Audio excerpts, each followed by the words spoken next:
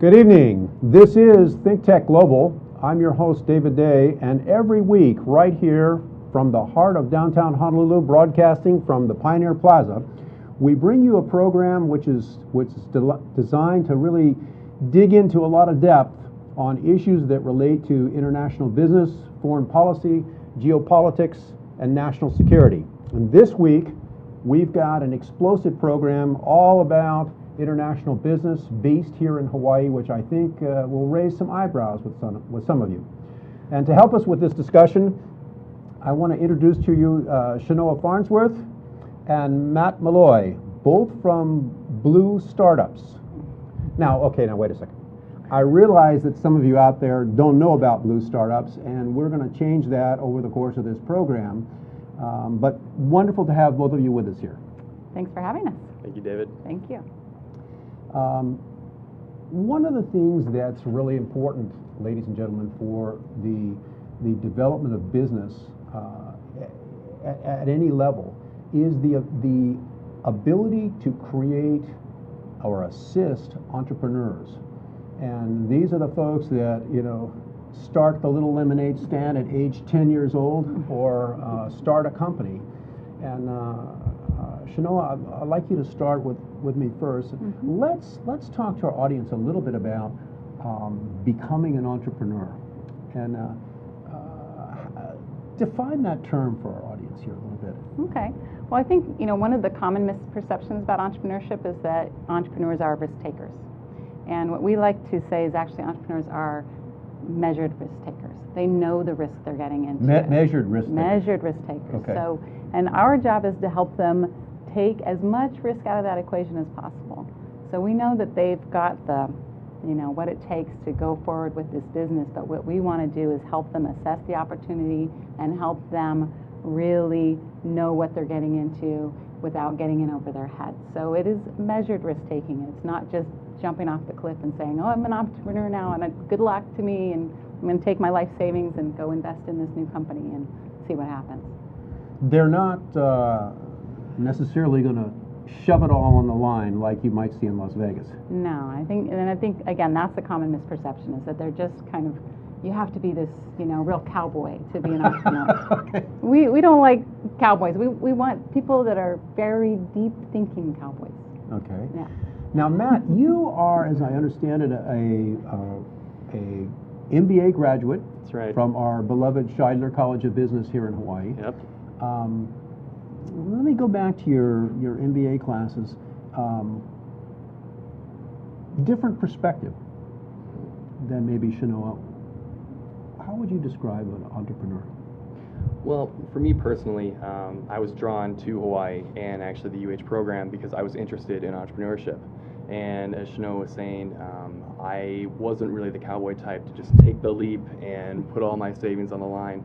And I wanted to learn sort of the details, the nitty-gritty bits and pieces behind being an entrepreneur, and that's why I went to UH. And I think that's what the MBA program showed me. And it kind of taught me the basic backbone to starting a business and the things that you might not think of, the little accounting side of it, the finance and all that. So. In my career as a business lawyer, I've seen a lot of companies start, a lot of companies fail. Right.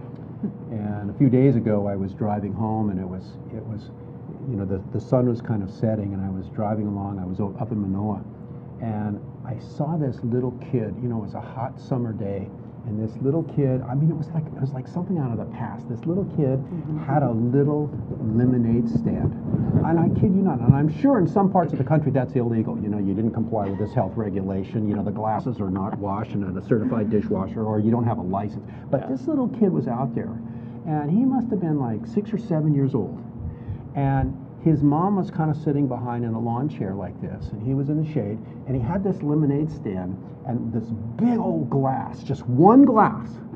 And I don't know whether that was his entire inventory or not, but he had this one glass, and so I was driving by, and I slammed on the brakes, and I thought to myself, hallelujah. We've got a young entrepreneur here in Manoa, and maybe there's nobody to help him at this point in time, but I sure as heck I'm going to get out.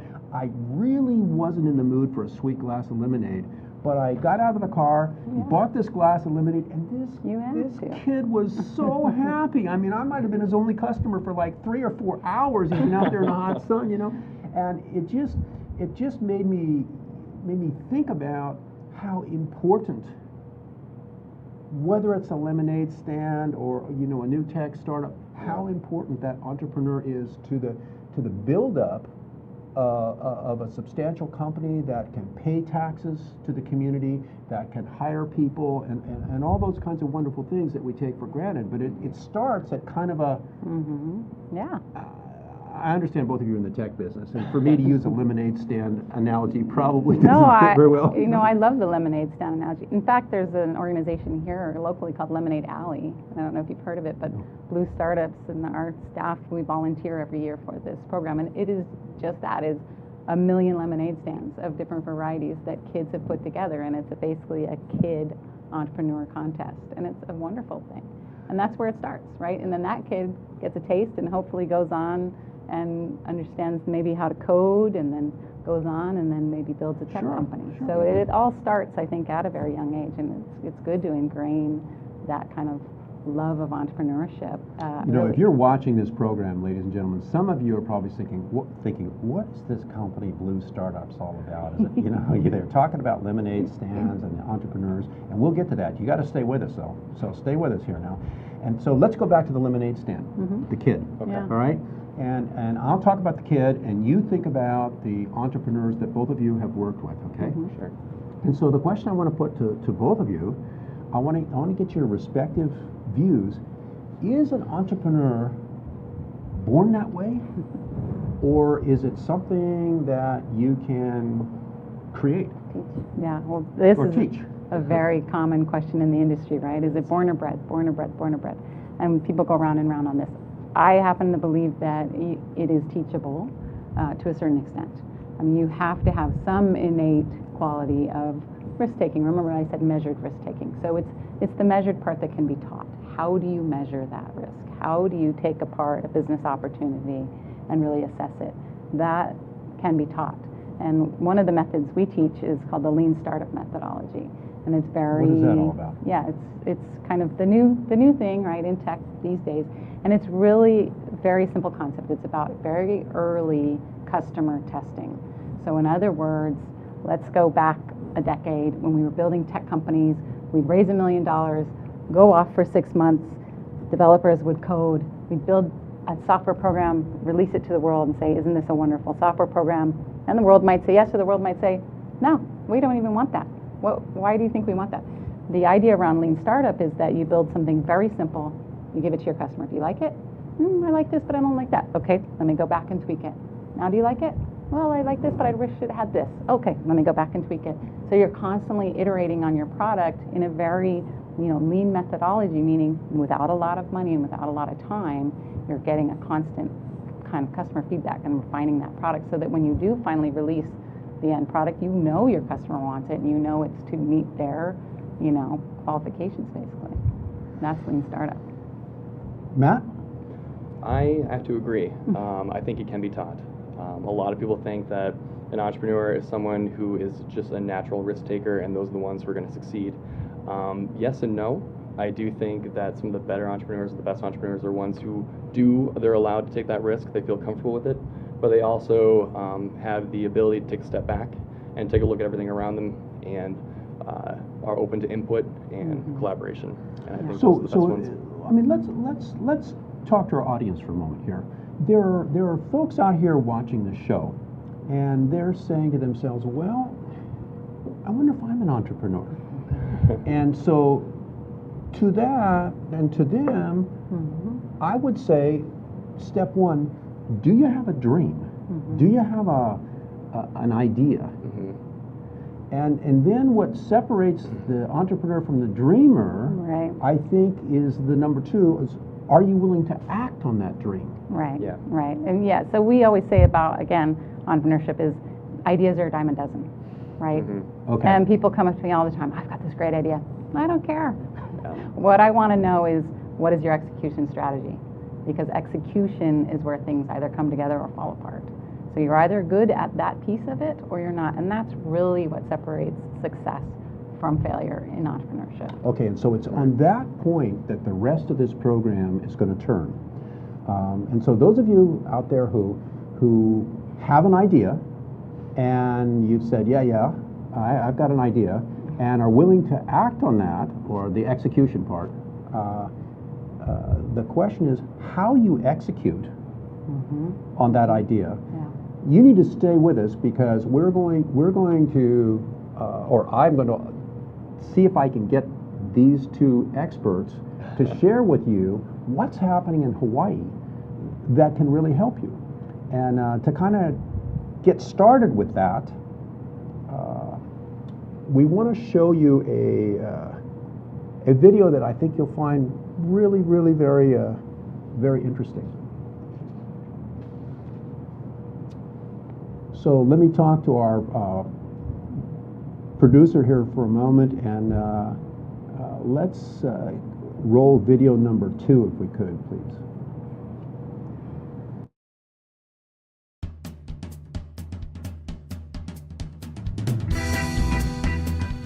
Startup Paradise is a collective effort. A lot of different people, a lot of different stakeholders pulling together. HTBC, Social Media Club, Fox Jelly, R&D, Blue Startups. M Bloom, Hawaii's first dedicated early-stage technology venture capital fund.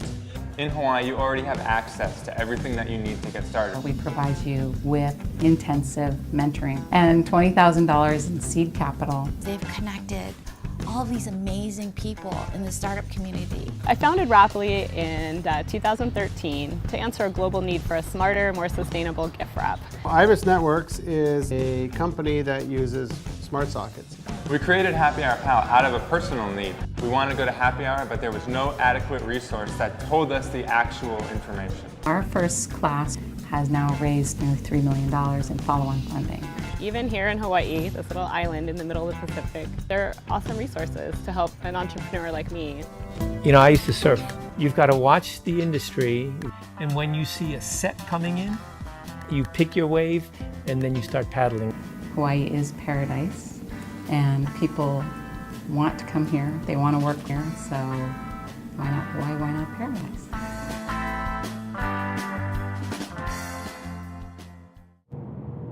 Okay, now if you're watching this program, I think the pieces are starting to fall into place. And Chenoa, I'm going to ask you just for a short answer question, then we're going to go to a break, and we'll come back right after that. In a short nutshell, what's this company? I mean, you're the managing director now. What's this company, Blue Startups, all about? In a nutshell, it's all about mentorship. So we provide mentorship in a 12-week program for startup companies. We give them funding. We give them access to over 70 mentors that are global. And we give them office space and a lot of other perks, including things like rack space credits for technology servers, things like that. So every tool that they could possibly need, again, to get the best start in life and to really see their idea through to reality. Got it? We'll dig a little deeper after the break. Stay with us. Aloha, welcome to ThinkTech Hawaii. My name is Josh Green. I'm the host of a program called Healthcare in Hawaii. I'm a physician. I work in the emergency department on the Big Island. I also serve in the state senate, which, please don't hold that against me, doesn't detract from my television program. We speak about all the big healthcare issues in the state. We get together on Tuesdays from 2 o'clock till 3 o'clock in the afternoon, and we try to talk about the most important issues in healthcare. This is a terrific venue for people to learn about healthcare. There are many programs on this station. We broadcast it later, not just on the internet, but also on OC16. Thanks for joining us. Please be informed healthcare consumers. We're back. You're watching ThinkTech Global, and our program today is all about entrepreneurship and building an entrepreneurship ecosystem. What is an entrepreneurship ecosystem before I go any further? But don't answer that. And the reason is, I just want to remind you, if you just joined our program, that our special guests who've joined us here at ThinkTech Chenoa Farnsworth, the Managing Director of Blue Startups, and Matt Melloy with Business Development with Blue Startups. Thank you again for joining us, and let's go back to that question. An entrepreneurial ecosystem. Yeah. That, you know, the thing about you guys in the tech industry is you come up with these creative, you know, I think it'd be fun to have a debate between the tech industry and the military and see who could confuse people the most on the communication acronyms language. Yeah. Right. Well, and as soon as you get used to that word, they'll replace it with a new one. So don't get too comfortable with that. Entrepreneurial ecosystem. What is that? It is about providing all the support services that an entrepreneur would need to get off the ground and to thrive in a community. And our ecosystem is still growing, still developing. So it's something that we're working on. And coming back to the idea around what is the mission of Blue Startups? The mission of Blue Startups really is to build that ecosystem, to build it out so that we can live here and get all of the resources that they need to thrive and succeed. So that's the ecosystem. It's everything from co-working spaces to lawyers that know what they're doing with securities law, to marketing and PR professionals that understand startups, to the funding that's needed, to the talent that's needed, development talent, etc. So all of those pieces coming together. And we have a fair number of those pieces now in Hawaii, but we still need to build more. The one thing I'd add to that too actually is sort of a community of openness and trust. Yeah. For the last year I've been traveling around East Asia, and I think the biggest component and the strongest piece to that ecosystem is an open community and people who are willing to work together and even reveal their business model and their secrets in the hopes that someone will step up and say, hey, have you thought of this? Can I help you with this? And I think a strong ecosystem like here and in California and even in Denver, you see that. Well, is this, so what we're talking about is an ecosystem where, I mean, what's coming across to me is the support that Blue Startups provides. And so you get groups of entrepreneurs who have potential. And so, what is that, like a class or something like that? Yeah, we call it a cohort. Okay, and then what do you do? So we take our cohort, and that's up to 10 companies, and they all cohabitate, so to speak, in our offices. And a lot of what they are getting and a lot of what they're learning are from each other as well. Peer-to-peer mentorship is a big part of it. And that's always a part of it at the end of the program where people say, when we ask them, what did you get out of it? Well, I knew I was going to get a lot from my mentors, but wow, I got a lot from my colleagues. And do they pay to do this? They pay in equity. So they pay in equity. Okay, so those of you who are watching the show who have an interest in this, listen up here for a second. So how does this work? Yeah. So I have a company. Okay, it's a high-tech lemonade stand. Okay, I want to go global. Yeah, good. Yeah. So the equation is we give you $20,000 up front. That is to seed the company. To hopefully the idea is that you will be able to quit your, job washing dishes and be able to focus full time on your company. That's what the $20,000 is for. We take 6% equity in your company. Six. Only 6. Only 6. Yeah, I agree. Only 6. But some people argue that point. But it is a good deal. Well, wait. Before we go on from that 6%, I mean, you, Chenoa, you have a background in venture capital, right? In the Silicon Valley area. What's the range that a typical venture capital company takes in terms of equity? So that put the 6% on that spectrum. So a typical venture capital deal, they'll take anywhere from 20 to 30%, but they're investing $1 to $2 million. Right? So we're talking about orders of magnitude different. It's a different scale. So the business model that we are operating under is what we call placing lots of small bets. Right? So we are placing lots of small bets into baby companies that would be way too early for traditional venture capital to be interested in. But we are taking that risk, and we're getting a healthy piece of equity for taking that risk so early, knowing that a fair number of those companies will not succeed. The ones that do succeed will succeed very well and take care of the rest for us in terms of the economics of the fund itself. So you're the 6%, 20,000 is the venture capital aspect of your business model. Correct. And the other piece of it is a teaching, support, mentoring, if I understand. That's Is correct. that right? That's So right. that's where these two pieces come together in a business model that's a bit different that maybe folks in our audience haven't heard about. Right, yes, it is not traditional venture capital in that sense, that in the traditional VC world, you'd write your check, basically hand it over to the entrepreneur and say, good luck, call me if you need me, but please don't. Just go make some money. Our model is very different. We're handing them a check and then saying, okay, now let's sit down together. What is your game plan? We're going to hit these milestones week by week. It's very intensive. Most of our companies would tell you it's much more intensive than they thought it would be. Okay. It is a 24/7, kind of 7 days a week process. And they got to be here in Hawaii to They do that. have to be here in physically Hawaii. present. Physically present. Do the companies have to be Hawaii companies? They don't have to be Hawaii companies, but again, coming back to our mission, building that ecosystem, we do want a good portion of them to be Hawaii companies. And we're following the Techstars model. We talked about this a little bit. The venture accelerator model that we're following is based out of Boulder, Colorado, which is a community similar to ours. It's relatively small, nascent, and isolated. So we took that model and we brought it here. The reason why that model has worked so well there, it has actually attracted entrepreneurs, and a good number of them have stayed. So that's a really interesting model for us to replicate, because we don't have enough of our own homegrown companies here. We need to bring in talent, and we need to bring in companies, and a good portion of them will stay. They don't have to stay, but we think once you get a taste of paradise, it's hard to go back. And we've seen that happen a few times already, where we've brought in companies from California, and even if they've gone back after the program, you know It how sticks. Hawaii is, right? It Right. kind of gets in you, and you're thinking about it, and then they eventually move their company here. So that's the idea, is that we're building this kind of critical mass through the program. Well, over the course of this program, the Blue Startups has been in operation how long? A year and a half. So over the course of that program, how many companies have you placed these small bets in?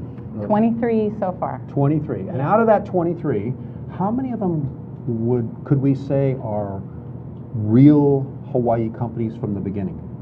Hawaii entrepreneurs. What's The majority of them. So I think we have 60%? Oh, 51? yeah, 60%. 60%. Okay. And the others you're more. pulling from? All over, but really, we get applications from all over the world. It's really quite fascinating. We'll get applications from India, from China, from Japan, from all over Europe, Canada.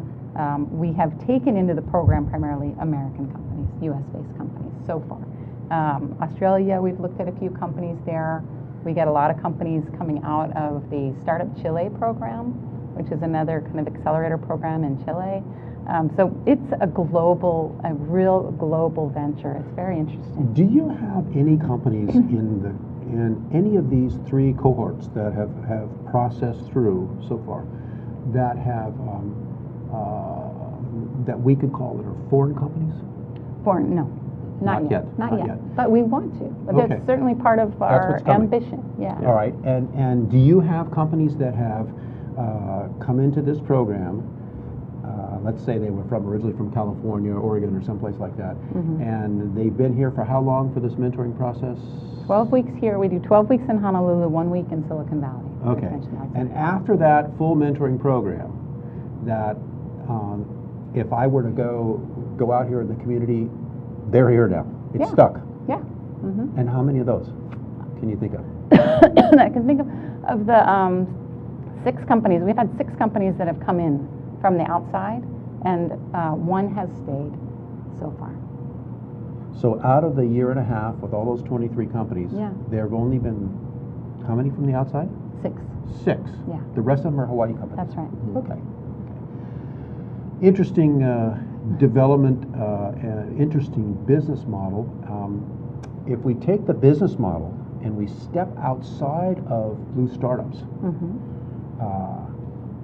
give our audience a sense of some company names that they might be familiar with that have gone through this model of a small venture capital bet combined with mentoring.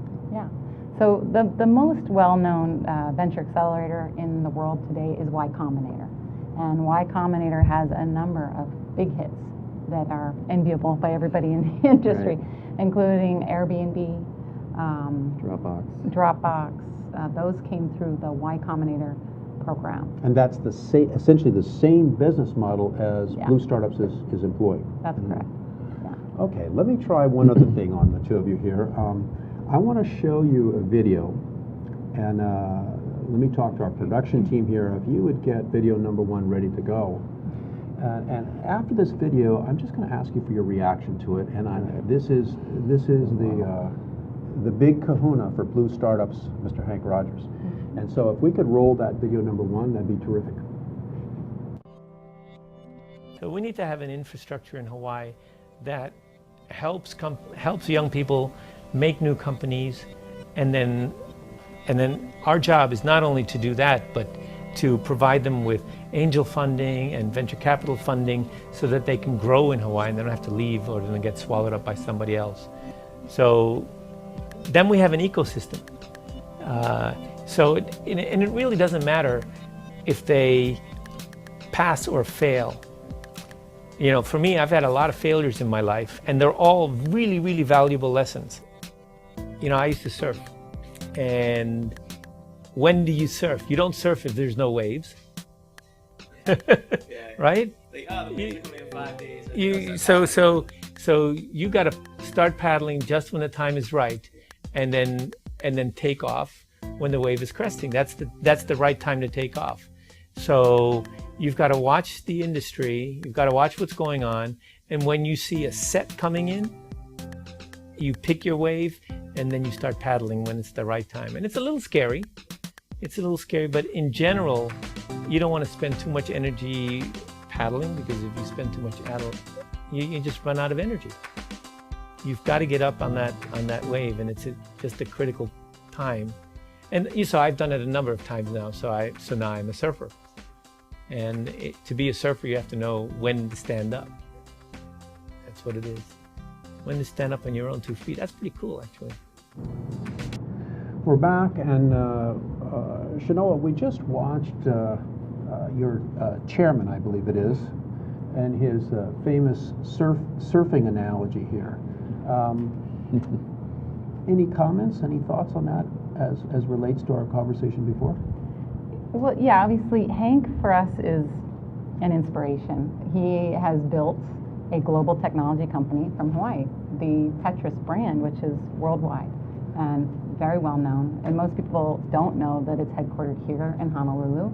So that's really the beautiful part about his involvement. And he understands Hawaii, and he understands technology, and he understands how the two can have this wonderful marriage. And that's the surfing analogy and all of that. We really think that's an important part of what we're bringing to the equation that's very unique and very different from anybody else in the world. He makes the statement that you have to see the wave coming. Mm-hmm. And so, Matt, what's the wave that you see that's coming that translates into the video that we just watched?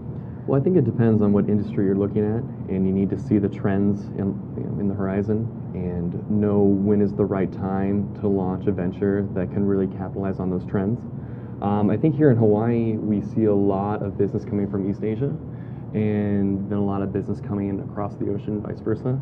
And I think that trend is definitely at its peak, and that's sort of the next wave of potential for businesses, especially in Hawaii, that they could stand up on. Okay, let's get back to my company now. I have this lemonade stand. It's a high-tech lemonade stand. I'm going global. Mm-hmm. You give me the $20,000. I quit my job as a dishwasher, mm-hmm. and I worked with you for 12 weeks. I graduated from your mentor program. You now own 6% of my company. Yeah. And I burned through the $20,000, and I need additional funding. Is this a problem? That is a chronic problem, but it is one that we are working on addressing as well. So a couple things. One, we also provide $50,000 of follow-on funding.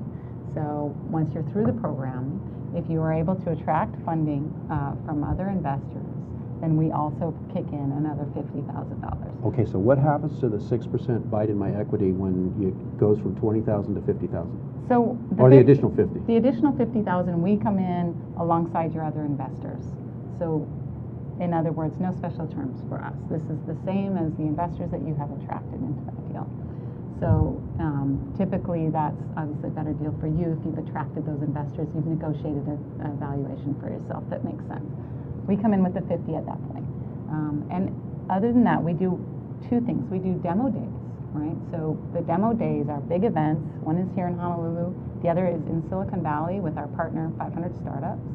And we put on basically a show to showcase your awesome lemonade stand, high-tech one. And somebody out there is going to steal my idea. I just know it. I know it. I'm going to lose the whole thing. And hopefully I should have patented that recipe before. You'll attract investors at those events. That's what it's all about. We are matchmakers in that sense. And from the event moving on forward, we continue to introduce you to investors that like lemonade, that like technology, et cetera. So we're trying to pair you up with the right investors at that point to move you forward and get you funded. Chenoa, is there a challenge that a young Hawaii company faces in getting financing as a startup, as opposed to one that's the one that's located in Honolulu versus one that's located in Palo Alto, California, as an example? Is there a geographical prejudice problem that you have to deal with, or that the company has to deal with?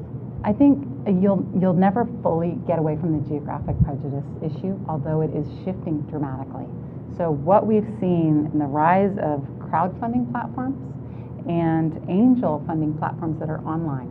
So these are like AngelList and Crowdfunder and these various platforms, whereas investors can find you from anywhere. An example would be a deal that was just done on AngelList. They raised $6 million, never having met a single one of their investors. So the world is changing. And that was done through technology? Through technology. So while this used to be a total relationship-based business, and the majority of it still is, there are new tools out there that can take those barriers away. And we're really trying to get our companies to use those tools, use them to their advantage, and really take geography out of the equation. When we come back after the break, we're going to talk about a educational conference in which the entrepreneurial ecosystem in Hawaii that Blue Startups has been working on is being expanded throughout the Asia Pacific region. So stay with us. Aloha, my name is Willow Chang Alion, and I host a show called The Art of Life. We air live every Friday from 2 to 3 p.m. And what we do is basically we focus on individuals who create a unique sense of place for Hawaii. These are movers and shakers, artists, innovators. They are also traditionalists. They're all involved in the archival process, and they make this place a unique place, one that makes Hawaii a richer place to be. I hope you do join us, and certainly tell your friends about the show, whether they live here or they live abroad. It's a way to give back to our community. We're keeping it Pono. We're back. This is ThinkTech Global, and this evening's program is all about building the entrepreneurial ecosystem in the Asia Pacific region, and we've been talking with Chenoa Farnsworth, the Managing Director of Blue Startups, and Matt Melloy, Business Development with Blue Startups. And in case you just joined us, we've had kind of a sparkling conversation here all about taking, for the most part, Hawaii companies and building them into something where they can pay taxes and employ people. And on that one point, before we shift here, I just wanted to ask you, out of these 23 companies that Blue Startups has been supporting, mentoring through this cohort class education, beat them up over 12 weeks process, what's the biggest challenge that you've seen? Gosh, there are multiple. Not for your company, but if you look at those, baby companies, what's the biggest challenge you see them facing? I think the challenge is really a universal one, and that's what we call product market fit. And that is something that is very hard to know until you're really in the game of trying to sell your product. What does that mean? It means, are you building something the customer wants? Okay. Right? It's very simple, but it is very hard to predict. And as much as we, again, practice this lean startup methodology, we still have companies who go through all of that and do very well at all of that, and still end up with a product that the market isn't either ready for, willing to pay for, what have you. And that's just something that is universal to startups all over the world, and you really aren't going to ever avoid that problem. Again, to the reason why we invest in a lot of companies, and we invest in an early stage, and we do it with small dollars to give that the best chance we can for success. Let me go to a photograph now, number 3, which is different than I hinted to our production team. This photograph, a group of people in this room with no ceiling and a bunch of balloons. What is this all about? So this is a cohort. So this is what Blue Startups is all about. It's really about the companies themselves. This is actually cohort number 2. What you see here is Hank, as you mentioned, our big kahuna, with all of the teams and our other staff and myself. And this is really what it's about. It's about building this peer-to-peer network. Okay, so I just asked you before about out of those 23 companies, what was the biggest problem that, and you talked about product market fit. Let's go back to the same 23. Out of those 23 companies, has there been one company that has really started to rock and roll? Oh yeah, several, but I guess the one example I'll point out, because our Hawaii audience will be familiar with Volta Industries, which is the electric car charging stations that are free to use. They're at Kahala Mall, Ala Moana Mall, and now they'll be in malls all over Northern California, Arizona, and Southern California. And so this company is based here. That's correct. And it's a graduate of the business model that you have built. The Blue Startups program, that's right. Interesting. All right, let's go next to the visual number 4, if we could, if that works. And let's hold that for a moment. And Matt, let me turn to you. Okay. November 5-7. East meets West. Right. What does this have to do with creating an entrepreneurial ecosystem in the Asia-Pacific region, or does it? It does. It certainly does. Well, what this event is it's going to be an opportunity for, number one, to really showcase what Hawaii has to offer in terms of an entrepreneurial ecosystem. A lot of people, when they think of Hawaii, they don't typically think of startups or entrepreneurship. They think of like a nice place to visit, to lay on the beach. But we want to show what we've done the last 10 years with Blue Startups, with the Box Jelly, which is a co-working space, and the investor community here. And what we want to also highlight is the fact that this is a great place to meet in the middle. We have a really unique business culture where we take American business practices and we have sort of an East Asian cultural influence, which is perfect for American startups who want to try and break into the East Asian market and East Asian companies who want to break into North America. So we want to take the two communities and bring them together. And I think it'll help expand our ecosystem and maybe enlighten ecosystems around the region as well. Chenoa, let me, using this conference is kind of a jumping off place. How does this conference play into the long-term business strategy for Blue Startups? Well, we really see Blue Startups as a global player, and this is our differentiation point, right? We happen to live in the middle of the Pacific, and what we have to offer is this proximity to Asia, not just geographically. In fact, that's probably the least of it, but culturally. We can host our Asian investors and entrepreneurs here, and they will feel comfortable here, and vice versa, right? Right now, there's a lot of interest in what's happening in Asia amongst investors and entrepreneurs because it's the rising kind of economy there and the middle class and the consumerism that's happening there. So there's a lot of interest, and we're just trying to fuel that fire, essentially. We're just trying to say, okay, we know you're interested, and we can help you connect those dots, to connect investors with entrepreneurs, to connect the entrepreneurs with the resources they need to go global. And we think we can play that role. So is this conference about bringing the investors from the West Coast and the investors from Asia here, or bringing the entrepreneurs from both? Right. Both. So we will have a portion of the day will be a pitch contest where entrepreneurs from both sides of the Pacific will compete. And obviously the investors are there to find good deals. That's what investors are looking for always. And we're offering them a look at deals that they wouldn't otherwise see. So again, to fuel that fire of interest in what's happening in these economies right now. Yeah. You know, if you have been watching this program and you're saying to yourself, well, you know, I have a dream, I have a business idea, and yes, I'm willing to act on it, but I'm not too sure the steps, whether I've got the right steps or not. Can folks come to this conference without having been accepted into a future cohort with Blue Startups?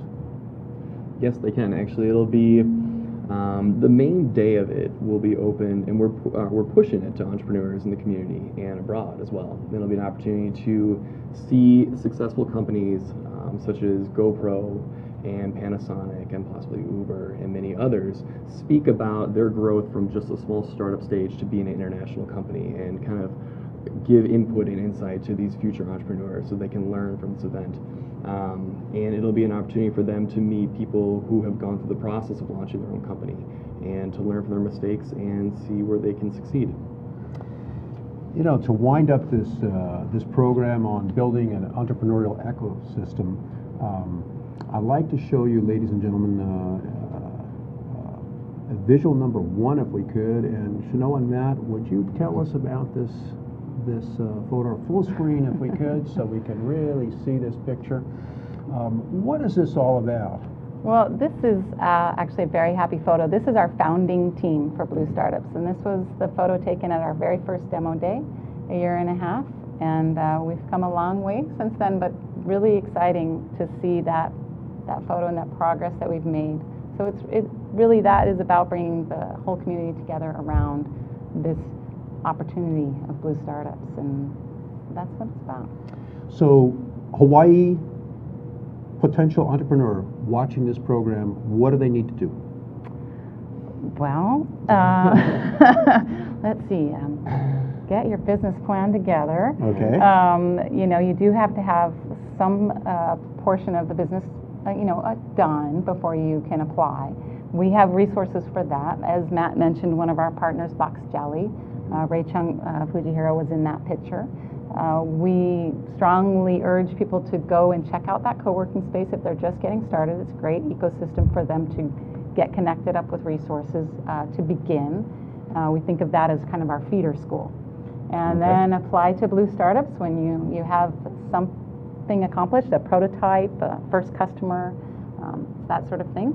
And then move on. We are out of time, and I want to thank both of you, Chenoa Farnsworth and Matt Melloy from Blue Startups.